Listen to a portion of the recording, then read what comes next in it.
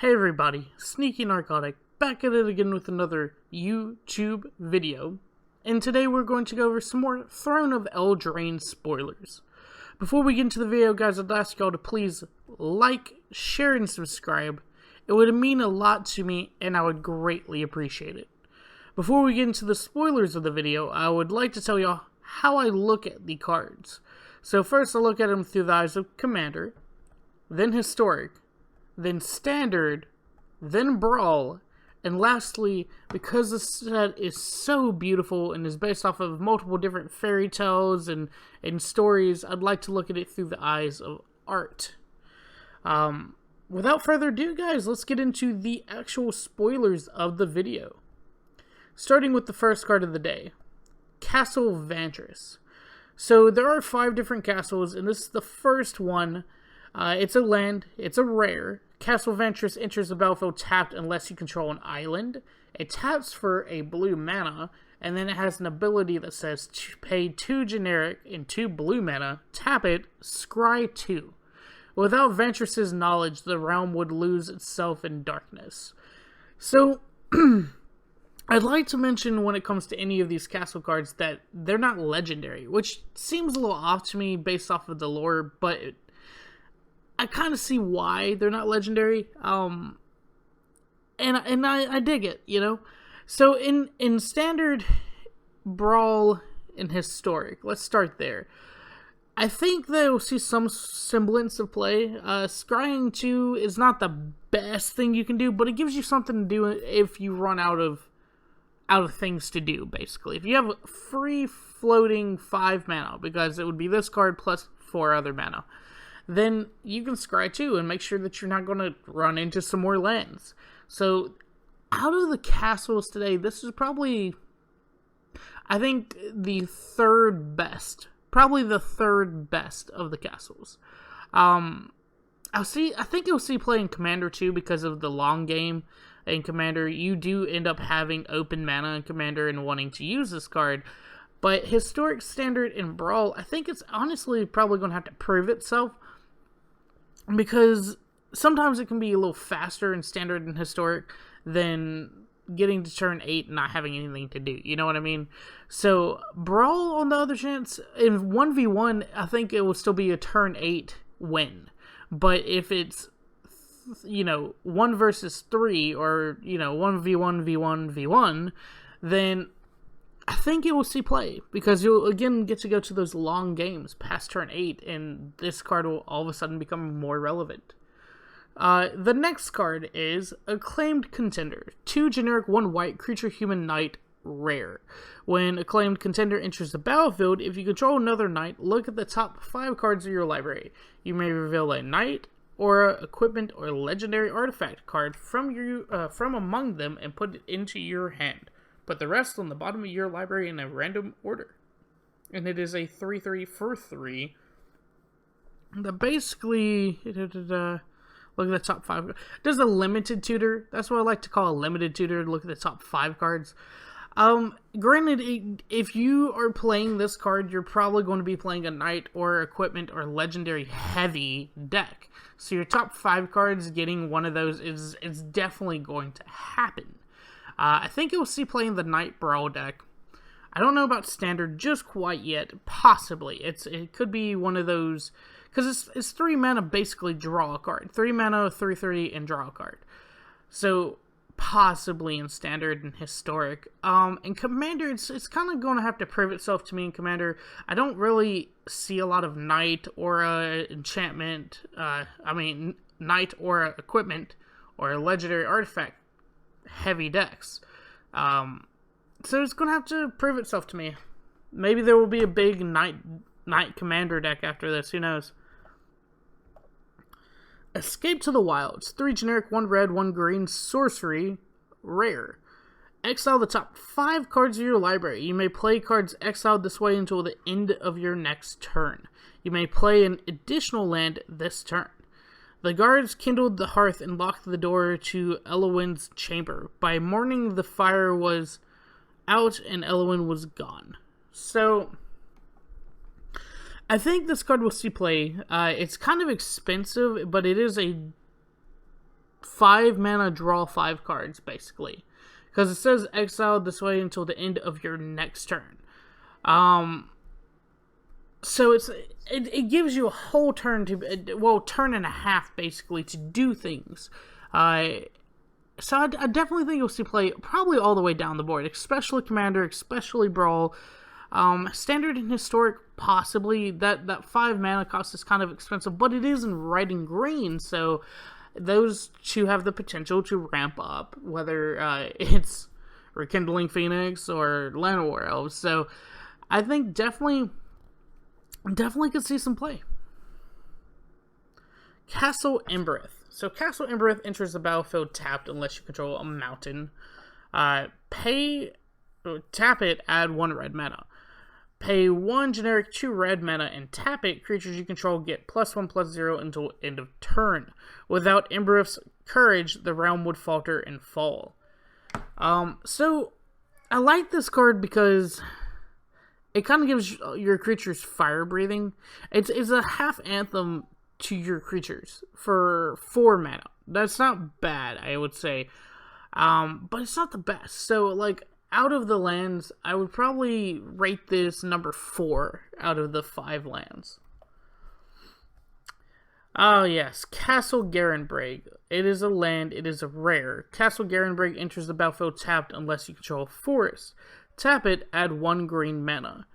Then, if you want to, pay 2 generic 2 green and tap it, add 6 green mana.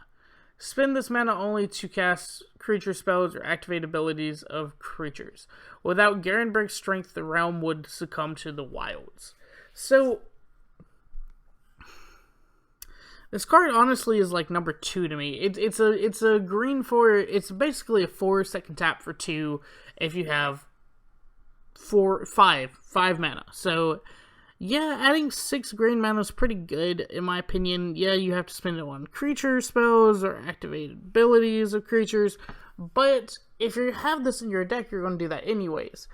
Yeah, like I said, probably 2 out of 5 on the lands list, the castle land list. Realm-Cloaked Giant. So this card is pretty cool. It's going to replace the card. So 5 generic 2 white mana creature giant. I believe that's mythic rare, although it almost looks like rare. It's a little blurred. I apologize. The sorcery adventure is called Cast Off and is 3 generic 2 white mana. Destroy all non-giant creatures. And then the giant itself is a 7/7 for 7 with vigilance. So the reason I like this card is going to replace Cleansing Nova, basically. Now, I know that's not necessarily the placement, because Cleansing Nova can, I think Cleansing Nova first off exiles, but it can also target artifacts, enchantments, and the like. The thing about this, though, is that we're severely low on board wipes now. We have Kaya's Wrath in Standard. We have Kaya's Wrath, we have Planar Cleansing. And now we have this. That just says destroy, It doesn't say exile. And that's the thing, is that, I guess you can kind of say, what is it, Ritual Soot's still here? And that one that's the opposite of Ritual Soot that nobody ever used. But I just don't count those. And so it's good to know that there is going to be some board clears still. Now, granted, if you're playing against a giant heavy deck, then that's ridiculous, first off. I didn't really think people would be playing a giant tribal. But, it's still not that bad, in my opinion, because then you can play your 7/7 giant, not necessarily the next turn, but possibly, It's not that far, it's 5 to 7. So yeah, let's see. All the way down, any board clear is good, but this board clear in itself also is a creature, so I think that it will definitely see play. The closest thing I can think of to this is Phyrexian Rebirth, that destroys everything and becomes a creature itself. This is probably the closest thing to that, and that is a very popular board clear, so I would compare this to Phyrexian Rebirth. Mysterious Pathlighter, 2 generic, 1 white mana creature fairy. It is an uncommon. It has flying. Each creature you control that has an adventure enters the battlefield with an additional +1/+1 counter on it. It doesn't need to have to go on the adventure first. For good or ill, most Fae can't resist meddling in the adventures of any knight they meet, and it is a 2/2. So, I don't know if this will necessarily see any play. It's still trying to gear towards the adventure tribal, but the thing is, like, all these support cards for the adventure tribal aren't adventures, so it's kind of like, I don't think so, you know? So, probably not going to see play all the way down. Lucky Clover, 2 generic, artifact, uncommon. Whenever you cast an adventure, instant, or sorcery spell, copy it. You may choose new targets for the copy. Sire Brannigan always remembered to kiss his good luck charm, having lost his foot to Wolverines the last time he forgot it. So I love that they have a good luck charm here. That's pretty funny. I love what it does because it basically it gives you more of a reason to be playing your adventure cards. It is only 2 mana. That's really ridiculous. And it's stackable, right? Whenever you cast an adventure, instant, or sorcery spell, copy it. Yeah, so that sounds stackable. You may choose new targets for the copy. Yeah. Okay, yeah. It's an instant per Lucky Clover. So if you throw 4 of these into your adventure deck, it is possible that you're going to overrun the board with your adventures. And that's just good to me. I like that. Taking in mind that that could mean, oh my god, I think it's Murderous Intent. I keep forgetting it. It's the black adventure that I keep forgetting. But basically being able to destroy 2 target creatures and lose 4 life, but off of 1 spell. That's not bad, you know, for 3 mana. So, yeah, Lucky Clover can be ridiculous. You may choose new... No. You have to copy it, too. It's not a may ability, so maybe that's the downfall to this card. Historic, Standard, Brawl, probably. Giant Skewer. 1 generic, 1 black mana artifact equipment, and it is a common. Equipped creature gets +2/+1. Whenever equipped creature deals combat damage to a creature, create a food token. Whenever equipped creature deals combat damage to a creature, create a food token. That's kind of cool. And then it has equip 3. So, I don't know if it'll see play, honestly. The food tribal kind of already has everything it needs. And then again, it's also not in the correct color for food tribal. It's in black. So, probably won't see play. But it is an interesting idea. Sorry, that's the hallway witch of our hallway of doom for Halloween. Anyways, Fortifying Provisions. 2 generic, 1 white. Creatures you control get +0/+1. It is a common. When Fortifying Provision enters the battlefield, create a food token. To the king, to the circle, and to the realm, and to not dying. That's pretty funny. This almost looks like it's from the Lord of the Rings when they're behind that little tree root or whatever it was. But anyways, it's the other half of a anthem. It is +0/+1, and it can stack up to 4 times. So +0/+4. I can see this potentially finding some random place in like a tower in a wall deck. Let's put it that way, in a wall deck. But I don't really think it's worth it, to my opinion. I think that it could definitely find its way somewhere else. But Historic, Commander, and Brawl, probably not. Maybe some random niche inside of Standard.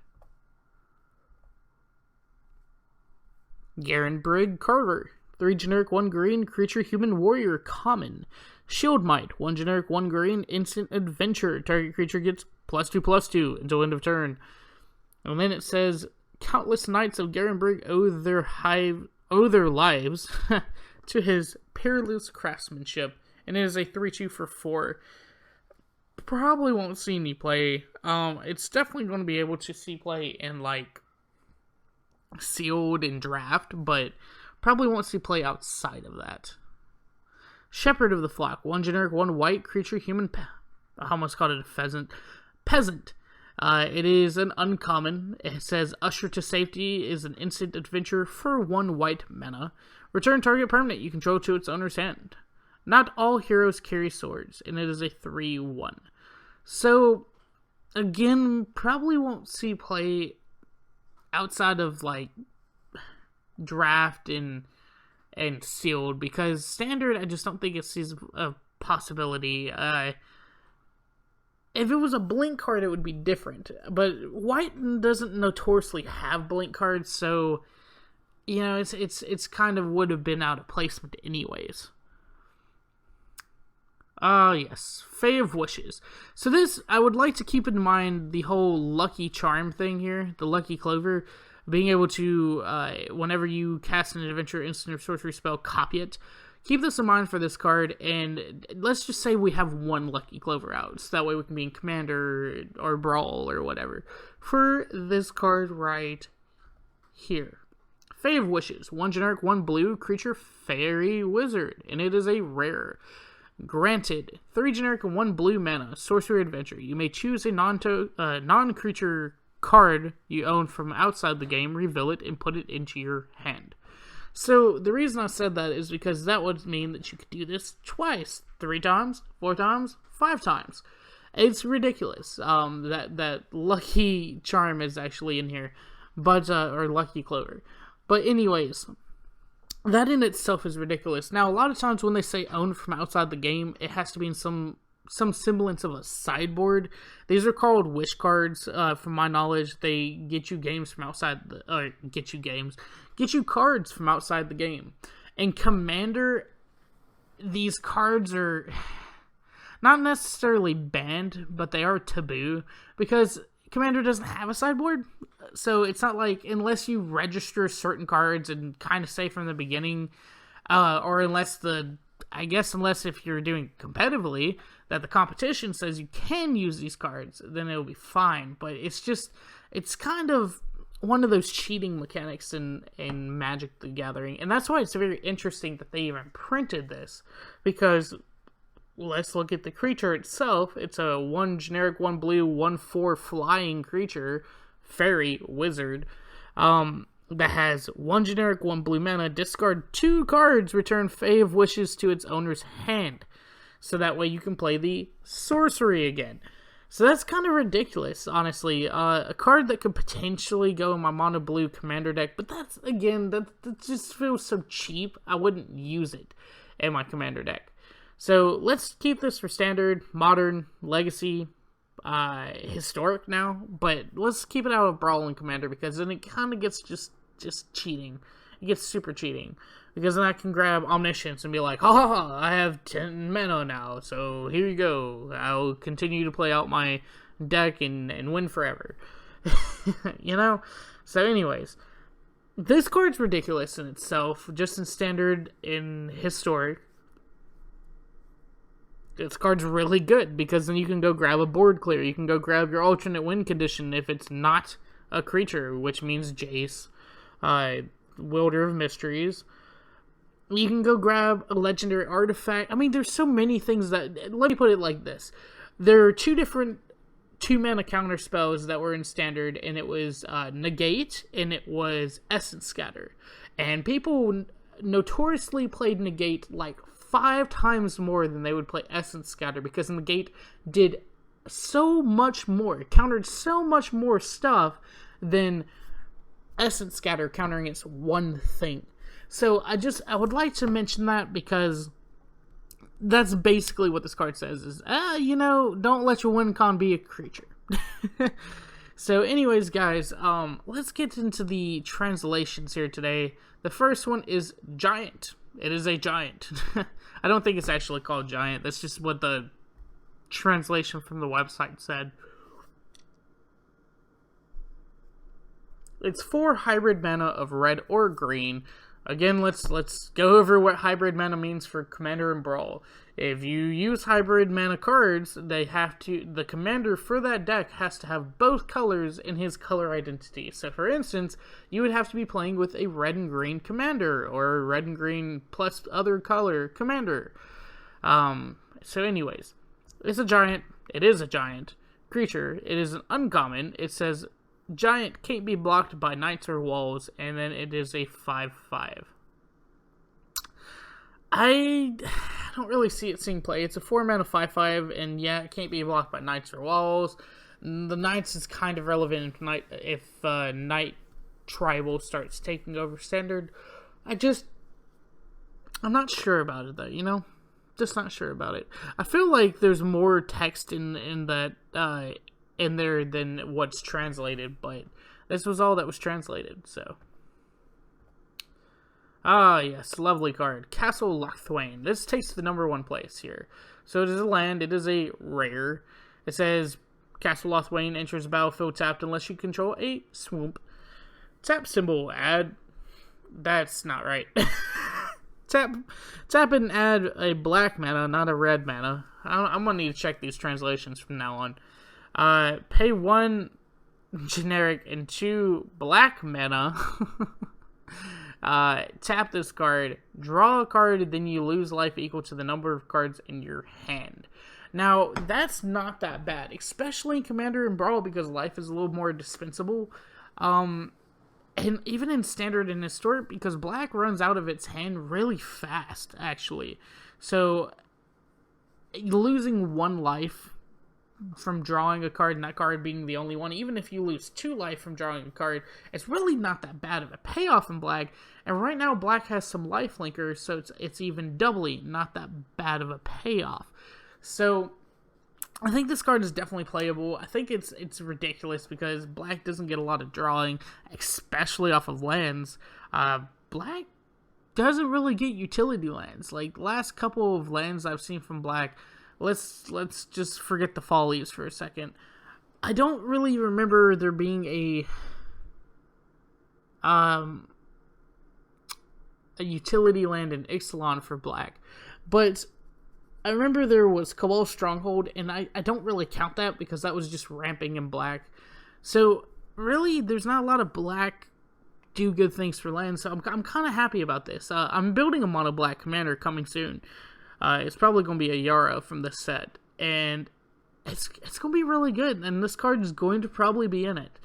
These castles are going to, in my opinion, they're going to be probably a little cheap, because they're not that great. They're not, mind-boggling, but they do okay things. So I think that they'll definitely see play. Commander, Standard, Historic, Brawl. For this card, probably. Okay, Castle Ardenvale Castle. It is a land, it is a rare. Tap symbol and add white. It probably has that whole thing about it comes into the battlefield tapped unless you control planes. So tap it, add a white. Tap it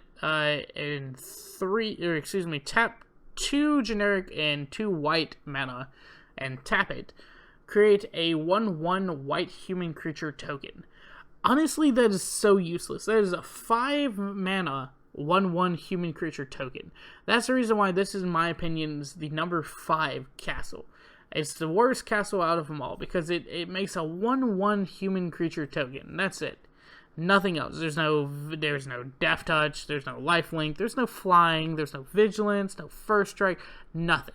That's why it's so useless to me. It's all of that mana for a 1/1 human creature token. Granted, right now we have Divine Visitation in Standard, which can kind of boost your idea for this. If you're going to make a Divine Visitation deck for this, sure. But it just seems so useless to me. I don't really see it seeing play outside of that, honestly, anywhere, unless you're just dying for some tokens. That's all I see. But anyways, guys, that comes to the end of the video. So please, guys, let me know what y'all think in the comment sections about these castles. Did I rate them right? Is there anything that y'all think you could mess up with the Lucky Charm there, the Lucky Clover? How good is that card? And would you play 4 of in your deck, since you have to copy it? It's not a must, it has a have to. Other than that, guys, let me ask y'all to like, share, subscribe, do all that usual YouTube stuff. And this is Sneaky Narcotic, signing off.